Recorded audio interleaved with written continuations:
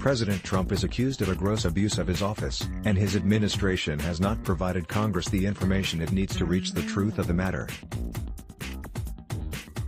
No, this has nothing to do with Special Counsel Robert S. Mueller III's investigation into Russian election interference. Instead, it concerns the $85.4 billion at&t Time Warner merger that the president reportedly sought to pressure the Justice Department to block. The New Yorker's Jane Meyer reported last month that in 2017, Mr. Trump ordered Gary Cohn, then the director of the National Economic Council, to persuade antitrust authorities to file against at&t's purchase of the cable television company, which includes CNN. "I've mentioned it 50 times, and nothing's happened," the president allegedly said to John Kelly, who was chief of staff at the time. "I want that deal blocked. Mr. Cohn, Ms. Meyer writes, told Mr. Kelly not to comply, but the Justice Department did bring suit and eventually lost in court. Lawmakers have rightly been seeking more information about Mr.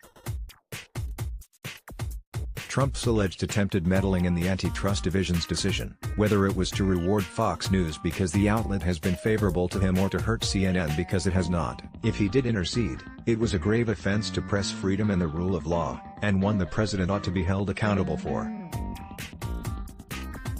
Unfortunately, accountability is not this administration's strong suit. This week, the White House rejected a House Judiciary Committee request for documents on related discussions with the Justice Department, claiming executive privilege. The Justice Department, similarly, has yet to respond to multiple requests.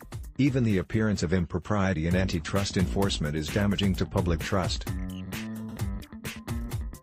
T-Mobile executives spent $195,000 at the Trump International Hotel in Washington after the carrier announced its plan to purchase competitor Sprint. Any decision the Justice Department makes on the merger will now be viewed through that lens. The company has at least given the appearance of believing it could exert influence over enforcers through the chief executive.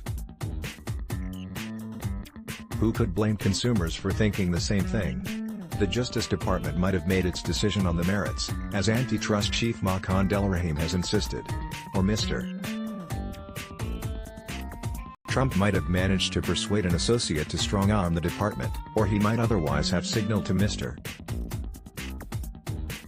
Delrahim, who is on the record saying he did not see this merger as a major antitrust problem before he became Mr. Trump's pick, what position he was expected to take.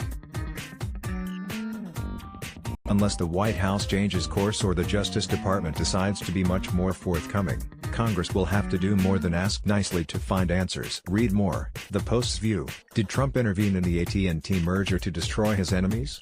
Congress must investigate. Max Boot. If Trump really attempted to ruin CNN, he deserves to be impeached. Eric Wemple. at&t Time Warner merger. Trump dashes trust in media and government. At the same time, Greg Sargent. Democrats are set to take a big step toward impeaching Trump. Eric Wemple. Fox News faces consequences for Trump propaganda. Let's block ads. Why?